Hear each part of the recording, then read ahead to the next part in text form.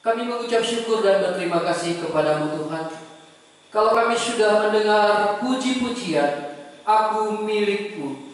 Dan kami bersyukur juga Tuhan, kami sudah membaca kitab Efesus pasal 1 ayat 13 sampai 14, bahwa Roh Kudus menjamini hidup kami. Kiranya Engkau mengaruniakan kepada kami perkataan firman yang hidup, yang menembus ke dalam hati kami, sehingga kami mengerti kehendak-Mu, sehingga kami tahu jalan-jalan hidup kami, apa yang harus kami pikirkan dan kerjakan untuk hormat kemuliaan bagi-Mu di tengah-tengah dunia yang sementara ini. Kami percaya Tuhan, Engkau Allah hadir di tengah-tengah kami dan menceritakan isi hati-Mu, sehingga kami tidak tersesat, melainkan kami bisa hidup kudus suci di hadapan Allah dan di tengah-tengah manusia yang sedang berjalan menuju kepada kebinasaan, kematian, kehancuran. Tetapi oleh karena kasih karunia kami bisa diselamatkan. Di dalam Kristus Yesus kami berdoa. Amin. Bapak, Ibu, Saudara yang dikasihi oleh Tuhan, hari ini kita belajar dari kitab Efesus, bagaimana Paulus menguraikan keselamatan yang dikerjakan di dalam Kristus Yesus dan dimeteraikan di dalam Roh Kudus. Saudara yang dikasihi oleh Tuhan, di dalam pembacaan kita tadi, ya, dikatakan di sini di dalam Dia. Berarti di sini di dalam Kristus kamu juga, karena kamu telah mendengar firman kebenaran, yaitu Injil keselamatanmu. Di dalam Dia kamu juga, ketika kamu percaya, dimeteraikan dengan Roh Kudus yang dijanjikannya itu. Saudara yang dikasihi oleh Tuhan, Allah memberikan kepada kita suatu kekayaan yang melimpah di tengah-tengah kehidupan keberdosaan kita, di tengah-tengah kehidupan yang tidak stabil ini, di dalam kehidupan yang serba-serbi ini. Allah sudah menjanjikan keselamatan. Allah Bapa merencanakan keselamatan di dalam kekekalan. Allah Bapa sudah mempersiapkan skema keselamatan untuk umat manusia yang sudah jatuh di dalam dosa. Di dalam Efesus 1 ayat 4 dikatakan di situ, ayat 4, sebab di dalam Dia Allah telah memilih kita sebelum dunia dijadikan, supaya kita kudus dan tak bercacat di hadapan-Nya. Allah Bapa sudah merencanakan di dalam kekekalan supaya kita kudus dan tak bercacat di hadapan-Nya.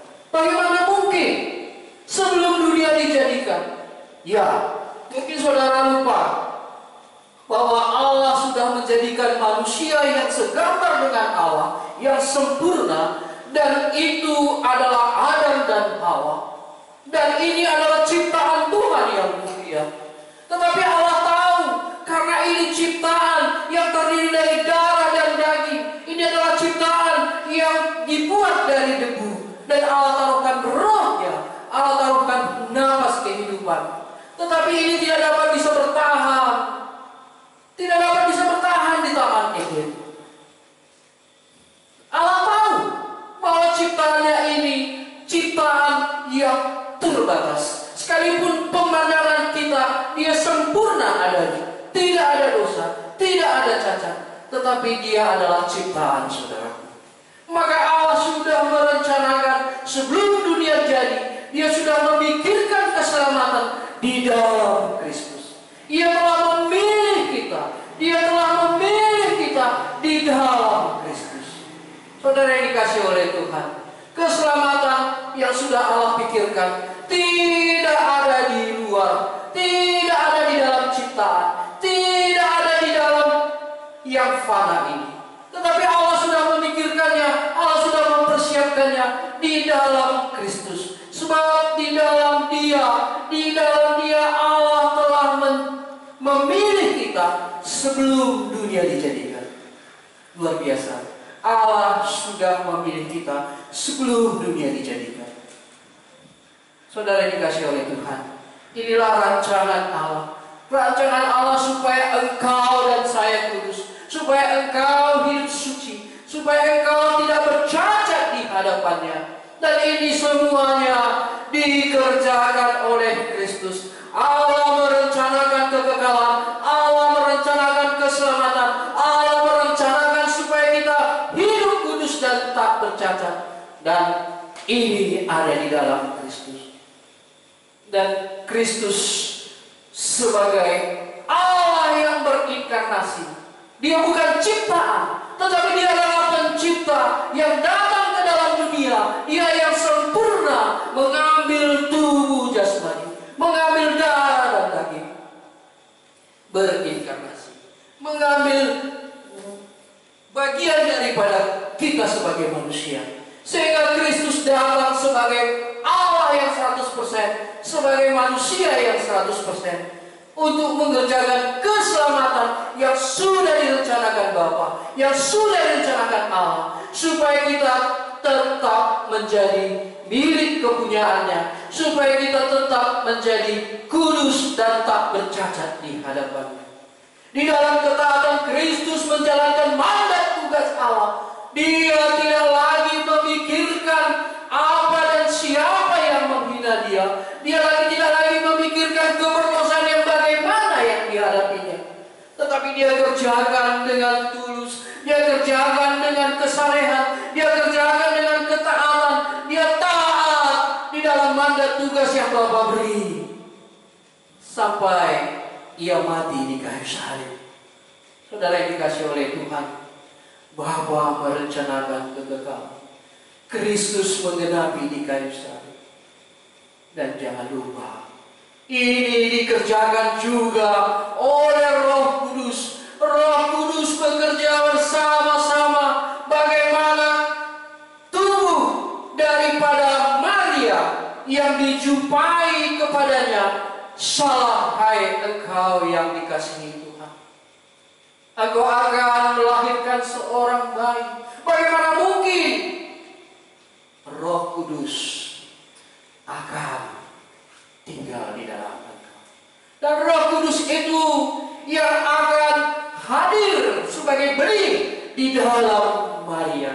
Dan Roh Kudus yang memimpin sampai Kristus mentaati pekerjaan yang ditugaskan Bapa kepadanya. Dan Roh Kudus itu setia menemani Kristus. Roh Kudus itu bersama-sama mengerjakan keselamatan untukmu dan untuk saya.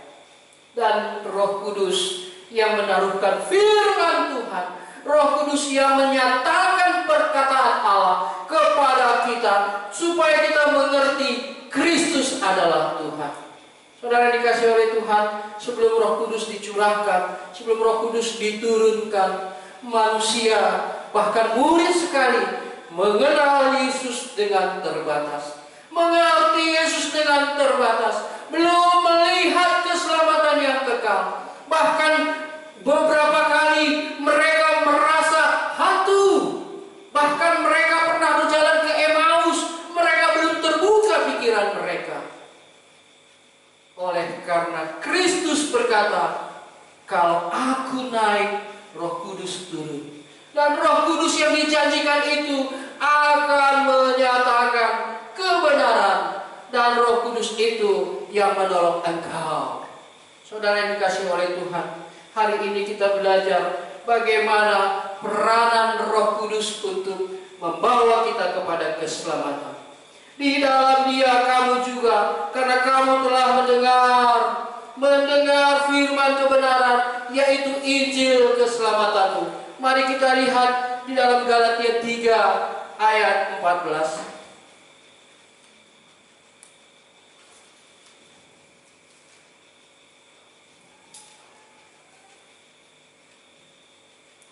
Saya bacakan Galatia 3 ayat 14.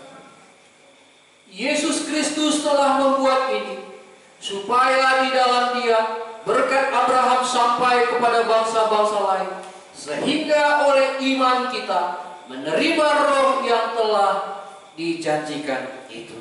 Saudara yang dikasihi oleh Tuhan, Roh Kudus diberikan kepada siapa? Kepada orang yang beriman kepada Kristus. Roh Kudus diberikan kepada siapa? Kepada orang yang percaya kepada Yesus Kristus. Kepada orang yang menerima pribadi ketika orang menerima pribadi Kristus, ketika orang menyambut Yesus Kristus menjadi Tuhan dan Raja secara pribadi, di saat itulah Roh Kudus dimeteraikan. Di saat itulah Roh Kudus hadir di dalam dirinya. Di saat itulah Roh Kudus bekerja bersama dengan dia. Di saat itulah Roh Kudus sebagai meterai, sebagai jaminan diberikan kepadanya.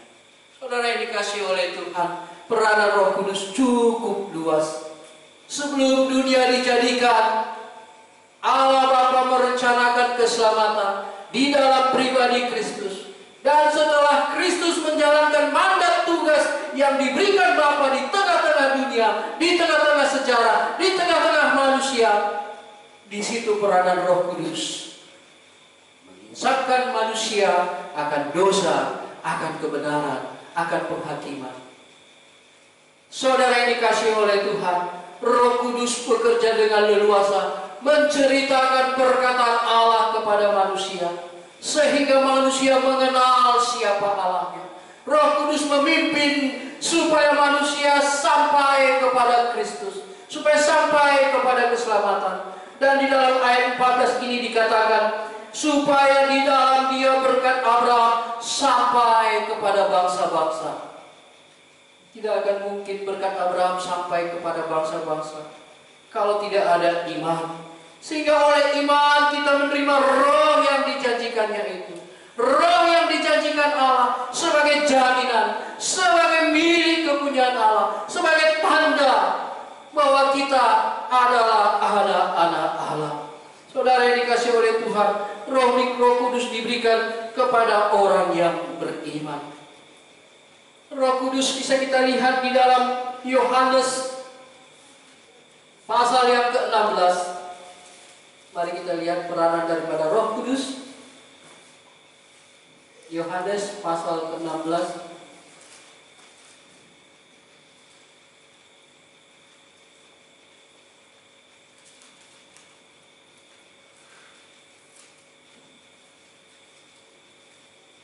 Ayat 14, pasal 14 dulu, baru nanti ke pasal 16 ya. Saya bacakan ya. Yohanes 14. Yohanes 14 ayat 26. Tetapi penghibur, yaitu Roh Kudus, yang akan diutus oleh Bapa dalam namaku, dialah yang akan mengajarkan segala sesuatu kepadamu dan akan mengingatkan kamu akan semua yang telah kukatakan kepadamu. Damai sejahtera kutinggalkan bagimu, damai sejahtera kuberikan kepadamu, dan apa yang kuberikan tidak seperti yang diberikan oleh dunia kepadamu. Janganlah gelisah dan gentar hatimu. Saudara yang dikasihi oleh Tuhan, Roh Kudus adalah Roh penghibur. Roh Kudus diutus oleh Bapa di dalam Yesus Kristus. Tetapi penghibur yaitu Roh Kudus yang akan diutus oleh Bapa dalam namaku. Dan di pasal 16 kita lihat sejenak ayat 7 sampai ayat 14. Saya bacakan ayat yang ganjil. Bapak Ibu Saudara membacakan ayat genap. Yohanes 16 ayat 7 sampai 14. Namun benar yang kukatakan ini kepadamu adalah lebih berguna bagi kamu jika aku pergi. Sebab jikalau aku tidak pergi, penghibur itu tidak akan datang kepadamu. Tetapi jikalau aku pergi, aku akan mengutus dia kepadamu. Dan kalau ia datang, ia akan menginsafkan dunia akan dosa, kebenaran dan penghakiman. Akan dosa karena mereka tetap tidak percaya kepadaku. Akan kebenaran karena aku pergi kepada Bapa dan kamu tidak melihat aku lagi. Akan penghakiman karena penguasa dunia ini telah dihukum. Masih banyak hal yang harus kukatakan kepadamu, tetapi sekarang kamu belum dapat menanggungnya. Tetapi apabila ia datang, yaitu Roh kebenaran, ia akan memimpin kamu ke dalam seluruh kebenaran. Sebab ia tidak akan berkata-kata dari dirinya sendiri, tapi segala sesuatu yang didengarnya, itulah yang akan dikatakannya. Dan ia akan memberitahukan kepadamu hal-hal yang akan datang. Ia akan memuliakan aku, sebab ia akan memberitakan kepadamu apa yang diterimanya daripadaku. Ya, saudara yang dikasih oleh Tuhan, hari ini diperjelas bagi kita bahwa orang Kristen itu tidak sendiri. Orang Kristen itu memiliki jaminan di dalam hidupnya. Orang Kristen itu memiliki kepastian di dalam hidupnya. Tanpa Allah, manusia akan kacau. Tanpa Allah hadir di dalam diri manusia, manusia akan binasa. Tanpa Allah hadir di dalam manusia, manusia itu tidak mengerti kehendak Allah, tidak mengerti kebenaran Allah. Saudara yang dikasih oleh Tuhan, Roh Kudus sebagai penghibur, sebagai penolong, sebagai pribadi yang menginsafkan kita akan dosa, akan kebenaran, dan akan penghakiman. Dan di dalam ayat 13 dikatakan, memimpin kamu ke dalam seluruh kebenaran. Saudara yang dikasih oleh Tuhan, sekalipun ada COVID-19, kita masih dipimpin oleh Tuhan.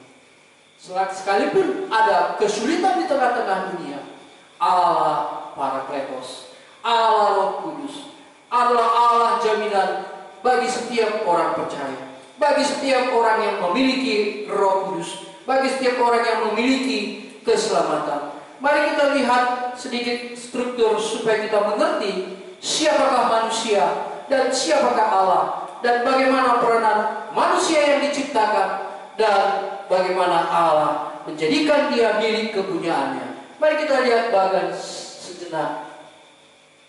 Ini ada struktur kekuasaan. Di sini ada Allah, Bapa, Anak, dan Roh Kudus. Bapa mempersiapkan, merencanakan keselamatan yang ada di dalam Anak, dan Anak Yesus Kristus di dalam ketaatannya menjalankan mandat tugas Bapa. Yesus Kristus menyelesaikannya sampai di kayu salib, dan dia berkata, genaplah sudah, selesai. Dan Roh Kudus berperan. Bagaimana perkataan Bapa, bagaimana perilaku Tuhan, bagaimana pekerjaan Kristus. Roh Kudus yang menceritakan, Roh Kudus yang menguraikan, Roh Kudus yang menceritakan, Roh Kudus yang menyatakan, sehingga setiap orang bisa sampai kepada Kristus. Setiap orang memiliki Bapa, dan ketiga-tiganya ini bekerja satu di dalam tiga, tiga di dalam satu. Saudara yang dikasih oleh Tuhan, siapakah manusia? Ini ada Allah, di sini ada malaikat, di sini ada manusia, di sini ada binatang. Binatang tidak mempunyai roh, hewan tidak ada rohnya. Tapi manusia diberikan Allah ada roh dan jiwa. Manusia memiliki roh dan jiwa. Ini yang diciptakan Allah supaya manusia tidak merasa kesepian, supaya manusia bisa mencari Tuhan, supaya manusia bisa hidup bersama dengan Tuhan. Dan di sini adalah malaikat. Malaikat ini juga adalah roh. Kalau kita lihat di dalam Ibrani 1 ayat 14 dikatakan di situ, bukankah malaikat itu adalah roh-roh? Kita lihat Ibrani 1 ayat 14. Bukankah mereka semua adalah roh-roh yang melayani, yang diutus melayani mereka, yang harus memperoleh keselamatan. Saudara yang dikasih oleh Tuhan, di sini ada malaikat dua jenis, satu malaikat gelap, satu malaikat terang. Malaikat terang adalah roh-roh yang melayani setiap orang, melayani setiap manusia untuk sampai kepada Kristus, untuk sampai kepada keselamatan, untuk sampai memperoleh hidup yang kekal. Tetapi di sisi lain ada malaikat, saudaraku, malaikat gelap, roh jahat. Dan malaikat gelap ini seringkali menyamar, menyerupai malaikat terang, seringkali menyamar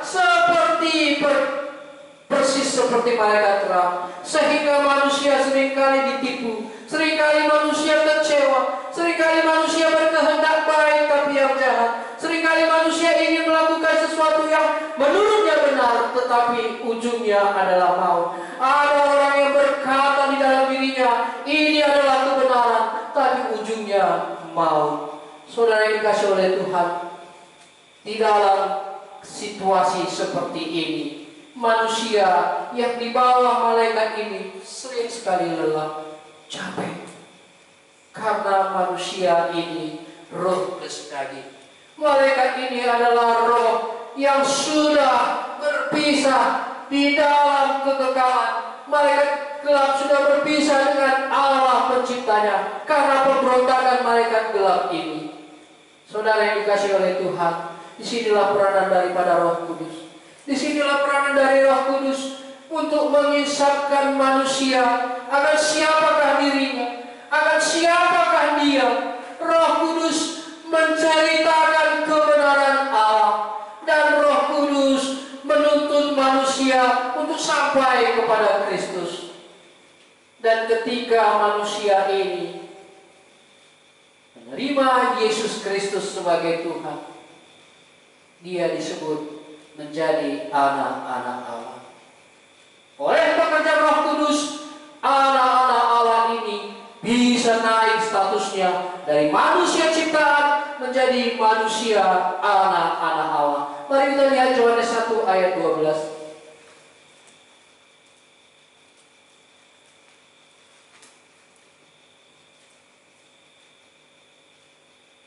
Yohanes 1 ayat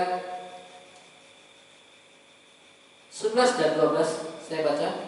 Ia datang kepada milik kepunyaannya, tapi orang-orang kepunyaannya itu tidak menerimanya. Tetapi semua orang yang menerimanya diberinya kuasa supaya menjadi anak-anak Allah, yaitu mereka yang percaya dalam namanya. Saudara yang dikasih oleh Tuhan, status ciptaan bisa berubah menjadi anak-anak Allah. Status ciptaan manusia yang tadinya di bawah malaikat, sekarang sudah menjadi baru. Dia menjadi anak-anak Allah. Roh Kudus dimeteraikan ketika kita menerima Kristus. Ketika kita terima Kristus menjadi Allah, kita menjadi anak-anak Allah. Dan Roh Kudus dimeteraikan sebagai tanda jaminan, sebagai tanda milik kepunyaan Allah, sebagai pancar. Dan inilah yang akan membuat kita bermegah, karena Roh Kudus sudah tinggal di dalam diri kita. Jikalau belum ada Roh Kudus, maka roh manusia sering sekali dipengaruhi oleh roh-roh yang lain, roh kegelapan dan roh-roh yang tidak bertanggung jawab. Saudara yang dikasih oleh Tuhan, manusia hakikatnya milik kepunyaan Allah, tetapi manusia sudah jatuh ke dalam dosa. Maka peranan Kristus mengerjakan di kayu salib, dan Roh Kudus sebagai Parakletos yang menolong manusia ini untuk mengerti kehendak Allah, mengerti kehendak Bapa, menolong manusia ini sampai kepada iman, sampai kepada keselamatan, sampai kepada kasih karunia, sampai kepada anak-anak Allah. Dan Roh Kudus itu diberikan kepadanya sebagai jaminan, dan Roh Kudus itu diberikan kepadanya sebagai sahabat, sebagai penolong, sebagai penghibur. Bahkan Roh Kudus itu memimpin dia ke dalam seluruh kebenaran Allah. Betapa bahagianya orang-orang yang sudah hidup di dalam pimpinan Roh. Dia adalah orang yang dikenal oleh Allah. Kita bisa lihat di dalam Roma pasal 8 ayat yang kedua.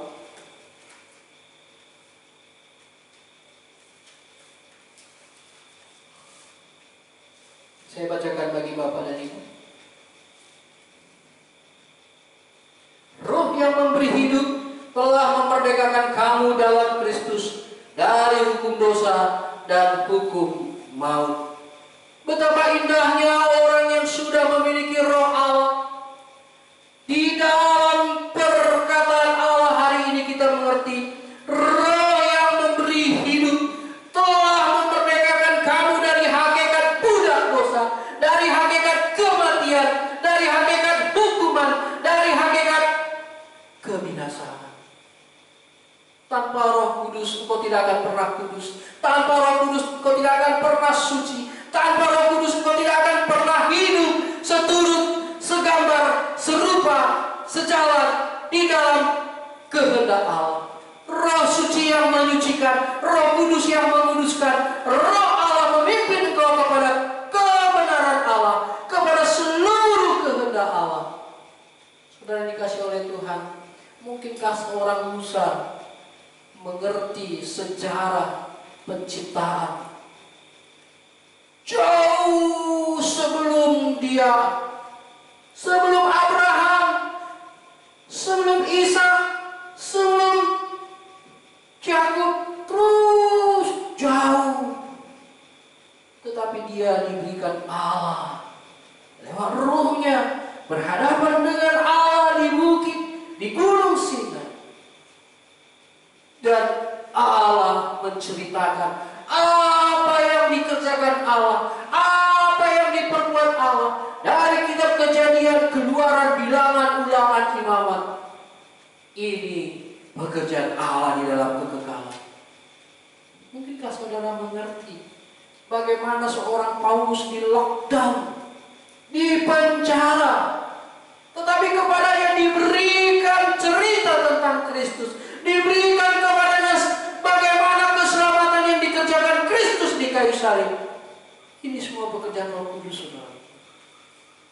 Bagaimana seorang Yohanes, dia juga setelah digoreng dan tidak mati dicampakkan ke Pulau Patmos, di dalam kesendiriannya sepertinya tidak berdaya. Tapi Parakletos, Roh Kudus menceritakan akan datang, menceritakan akan yang terjadi, menceritakan tentang nuansa surgawi, menceritakan tentang akhir zaman.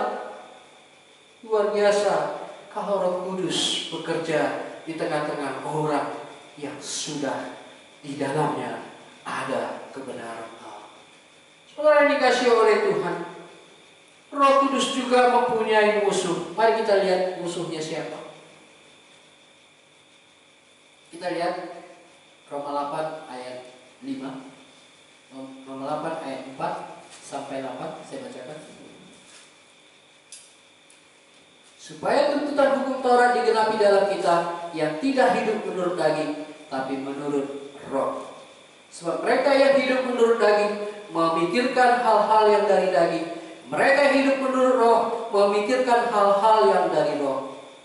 Karena keinginan daging adalah maut, tetapi keinginan Roh adalah hidup dan damai sejahtera. Sebab keinginan daging adalah perseteruan terhadap Allah, karena ia tidak takluk kepada hukum Allah. Hal ini memang tidak mungkin baginya. Mereka yang hidup di dalam daging tidak mungkin berkenan kepada Allah. Saudara yang dikasihi oleh Tuhan, ketika kita percaya, ketika kita terima Yesus Kristus sebagai Tuhan dan Raja, di saat itulah Roh Kudus dimeteraikan kepada kita, dan itulah yang menjamini hidup kita sampai kita memperoleh seluruhnya, sampai Yesus datang kedua kali.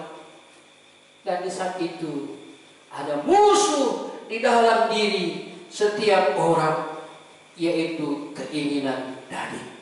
Keinginan daging adalah perseteruan, keinginan daging adalah pertentangan dengan Roh, perseteruan dengan Allah. Dan keinginan daging dikatakan di dalam ayat 8 tidak mungkin berkenan kepada Allah. Saudara yang dikasihi oleh Tuhan, bumi rusak oleh karena keinginan daging. Rumah tangga rusak oleh karena keinginan daging. Persaudaraan rusak karena keinginan daging. Segala sesuatu rusak oleh karena keinginan daging. Mari renungkan dirimu. Apakah kau sedang dirusaki? Apakah kau sedang merusak? Apakah kau hidup di dalam yang rusak? Tuhan berfirman, Roh yang memberi hidup telah memerdekakan kamu dalam Kristus dari hukum dosa dan hukum maut. Kita bersyukur, kita berterima kasih kalau Allah sudah menggenapi rencananya Ketika Bapa menyatakan isi hatinya untuk melaksanakan keselamatan di dalam kekekalan, dalam perencanaan, digenapi oleh Yesus Kristus di kayu salib, dan Roh Kudus berperan untuk menjadi meterai, untuk menjadi penolong, untuk menjadi sahabat, untuk menjadi jaminan. Saudara yang dikasihi oleh Tuhan, sudahkah kita memiliki keselamatan yang dijamini oleh Roh Kudus? Seperti Efesus tadi, Efesus 1 ayat 13 tadi. Kita kembali ke Efesus 1 ayat 13 dan 14.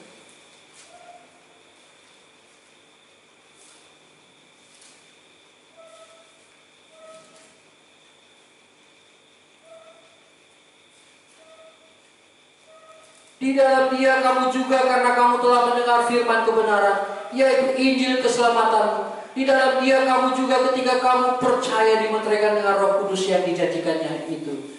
Dan Roh Kudus itu adalah jaminan bagi kita sampai kita memperoleh seluruhnya, yaitu penebusan kita yang menjadikan kita milik Allah untuk memuji kemuliaan.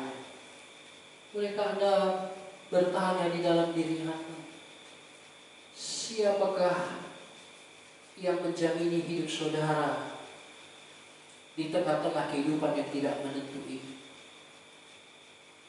Siapakah yang menjamini keselamatan jiwamu? Di dalam Efesus 1 ayat 14 tadi, Roh Kudus itu adalah jaminan. Roh Kudus menjamin engkau bahwa kau adalah milik kepunyaan Allah saat engkau terima Yesus Kristus, saat engkau percaya akan keselamatanmu, saat engkau beriman kepada Kristus adalah Tuhan dan Raja, saat engkau percaya yang dikerjakan di Kristus itu adalah rencana Bapa di dalam kekekalan, supaya engkau masuk di dalam kekekalan. Rencana Allah supaya Kristus melakukan di kayu salib untuk keselamatanmu diberikan dengan cuma-cuma, diberikan dengan gratis. Luar biasa Allah memikirkan keselamatan manusia. Berarti di luar daripada itu hanya bunga-bunga hidup, punya uang, punya harta, punya kedudukan, itu bunga-bunga. Tetapi perencanaan Allah ialah keselamatan jiwamu, keselamatan yang hakiki, keselamatan yang kekal. Di luar itu adalah pernak-pernik, saudaraku. Mari kita pikirkan betapa dalamnya keseriusan Allah memikirkan keselamatan jiwa kita. Sebelum dunia dijadikan, Dia tahu keselamatan harus dipersiapkan dari Pencipta, keselamatan harus disediakan oleh Pencipta, keselamatan harus dikerjakan oleh Pencipta, yaitu Yesus Kristus. Dia tahu juga ciptaan yang pertama diciptakannya Adam dan Hawa adalah sempurna, tetapi Dia bukan pencipta, tapi Dia adalah ciptaan yang Allah hembuskan napas kehidupan, yang Allah taruhkan di dalam diri Adam, roh dan jiwa. Karena Adam dan Hawa adalah ciptaan, tentu mempunyai sedikit dampak, karena dia adalah daging, karena dia adalah materi, di mana Allah menaruhkan roh yang kekal, tetapi rusak oleh karena dosa. Saudara yang dikasihi oleh Tuhan, sudahkah saudara memikirkan siapa yang menjamini hidup saudara sampai saudara meyakini penebusan, meyakini pengampunan, meyakini keselamatan yang dikaruniakan Allah di dalam Kristus Yesus? Apakah saudara sudah mengakui bahwa saudara di dalam keperluan saudara hidup tanpa jaminan? Apakah saudara sudah memikirkan bagaimana hidup ke depan? Apakah saudara berani berjalan tanpa pengharapan? Apakah saudara berani berjalan tanpa kekekalan? Mari kita tilik hidup kita. Kita tilik keberadaan kita. Siapakah kita? Siapakah kita? Apakah kita hidup di tengah-tengah ambigu? Kita hidup di tengah-tengah kebimbangan, di tengah-tengah ketidakpastian. Hari ini dalam Efesus 1 ayat 14b dikatakannya, yaitu penebusan yang menjadikan kita milik Allah untuk memuji kemuliaan-Nya. Maka dari lagu tadi kita bisa mengerti, aku milik Tuhan selama-lamanya. Sebelum dunia jadi, Dia telah memilih aku. Langit bergoncang, aku tidak akan gentar, karena Ia sudah memilih aku di dalam Kristus. Kristus menggenapi di dalam kayu salib. Kristus mengerjakan mandat tugas Allah yang Allah katakan, yang Allah rencanakan. Dan Kristus menggenapinya. Sekalipun penuh luka-luka, sekalipun penuh bilur-bilur, sekalipun penuh dengan cabukan, penuh dengan tusukan, penuh dengan hinaan, Yesus Kristus, manusia 100%, Allah 100%, menggenapi rencana Bapa di dalam kekekalan. Dan Roh Kudus bekerja bersama, ceritakan Kristus penggenap, Kristus sebagai Tuhan, Kristus sebagai Juru Selamat, Kristus sebagai Raja, dan diberitakan ke seluruh dunia, sehingga setiap orang yang menerima Yesus Kristus dengan sendirinya menjadi sahabat Roh Kudus, dengan sendirinya menjadi teman Roh Kudus, dengan sendirinya menjadi kesatuan dengan Roh Kudus, dan dengan sendirinya dia ditolong oleh Roh Kudus, dan di dalam ketaatannya dia dipimpin Roh Kudus untuk menjadi serupa terus-menerus bersama dengan Allah seperti Allah. Saudara yang dikasihi oleh Tuhan, masihkah engkau berdiam diri melihat keadaan di akhir zaman ini, di dalam situasi yang tidak menentu? Bahkan seluruh dunia sudah mengakui ini tanda-tanda akhir zaman. Tidak ada suatu peristiwa yang satu virus bisa menjangkiti seluruh dunia. Tidak ada satu virus yang pernah terjadi seperti coronavirus disease 19, COVID-19. Saudara yang dikasihi oleh Tuhan, mari kita renungkan baik-baik. Di dalam Kristus kamu juga, Paulus, mendapatkan keselamatan oleh Roh Kudus, menginsapkan dia, dan Kristus menjumpai dia, dan disitulah karakternya berubah. Siapakah kau? Aku, Yesus yang kau aniaya. Di saat itu Saulus mengerti bahwa ia sedang berhadapan dengan Allah. Saudara dikasihi oleh Tuhan, banyak hal yang mau disampaikan tentang Roh Kudus. Tetapi percayalah, Roh Kudus itu lebih pintar mengajari engkau daripada yang apa yang saya sampaikan. Roh Kudus itu lebih mahir, menciptakan lebih luas untuk membawa engkau semakin serupa dengan Allah. Persoalannya, sudahkah ada Roh Kudus itu? Atau roh yang lain menunggangi engkau? Atau roh yang seperti ini yang menunggangi engkau? Atau engkau masih seperti ini di bawah malaikat, manusia ciptaan? Memang kau mempunyai roh, tetapi bukan roh Allah, bukan Roh Kudus tinggal di dalam diri. Tapi ini, saudaraku, ini adalah manusia yang sudah memiliki Roh Kudus. Dan di sini tidak lagi roh malaikat, tetapi Roh Kudus sudah tinggal di dalam dirinya.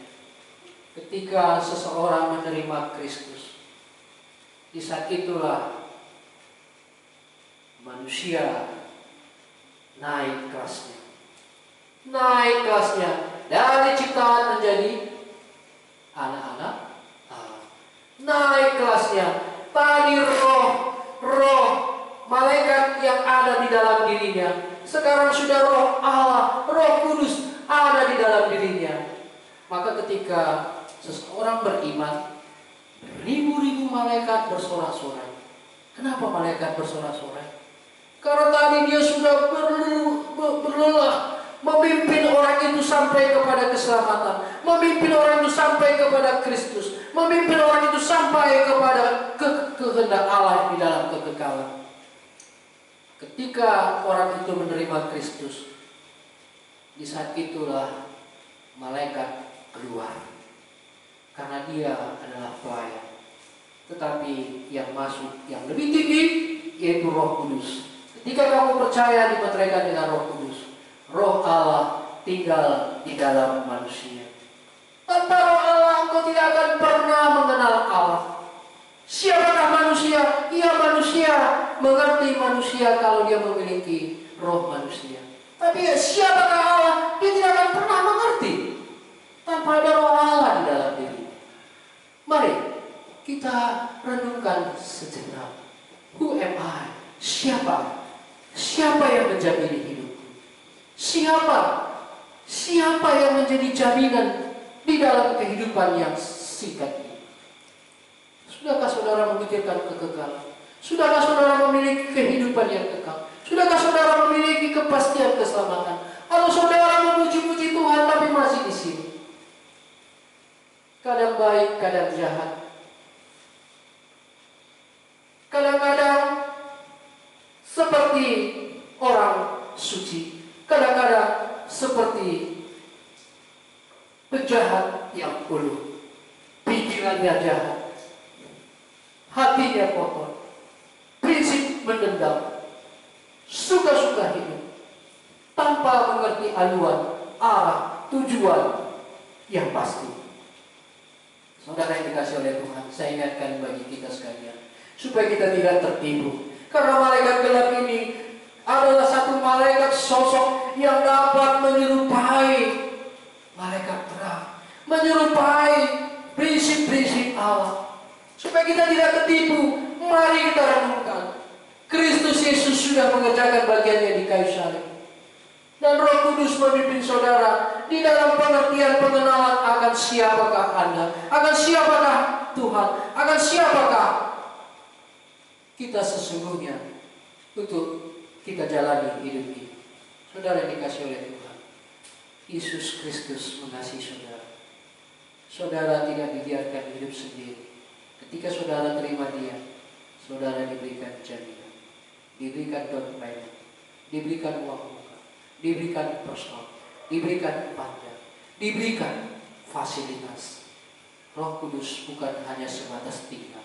Roh Kudus bukan hanya tinggal di dalam, tapi Dia juga membawa kita bekerja bersama.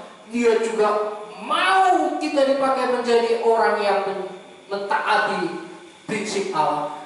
Dan Dia mau memakai kita sebagai alat untuk menjangkau orang lain lagi, supaya orang lain bisa diselamatkan. Saudara dikasih oleh Tuhan, penulis kitab-kitab ini sudah didiami oleh Roh Kudus, sehingga prinsip-prinsip Allah, pekerjaan Allah, kehendak Allah bisa dituliskan.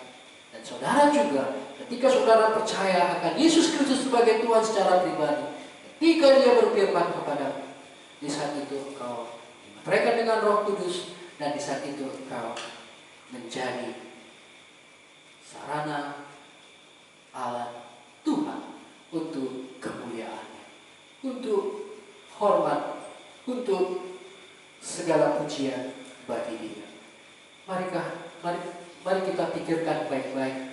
Marilah kita berpikir sejenak bahwa Allah memberikan jaminan bagi saudara, supaya saudara tidak seorang diri, supaya saudara tidak lagi berlelah-lelah di dalam memikirkan kesulitan dunia ini.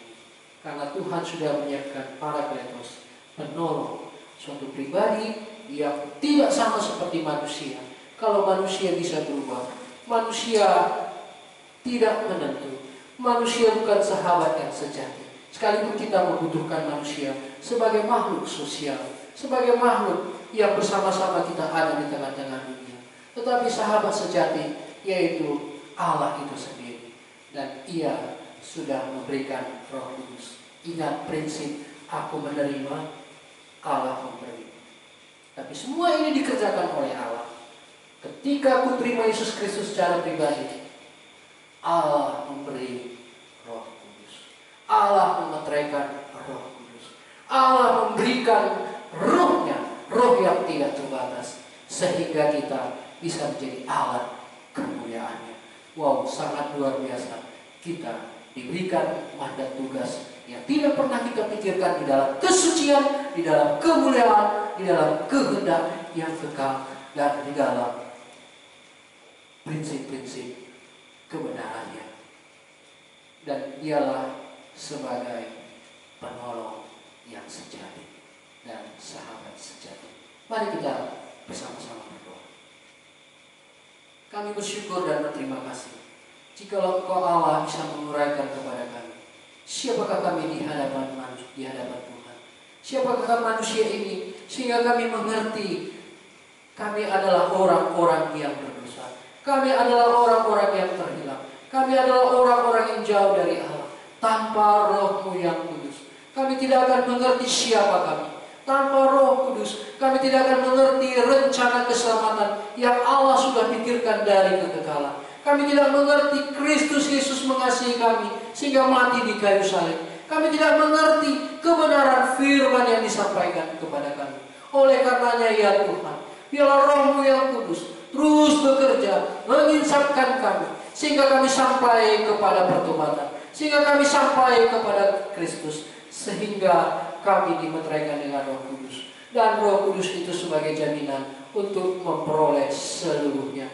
Terima kasih Tuhan. Biarlah kiranya firman-Mu yang disampaikan malam ini, di dalam kesederhanaan, di dalam keterbatasan, biarlah Tuhan, di dalam kemuliaan Tuhan, di dalam kekekalan yang Tuhan sudah siapkan, ada orang yang diselamatkan.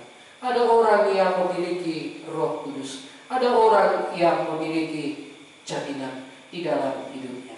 Di dalam Yesus Kristus kami berdoa. Amin.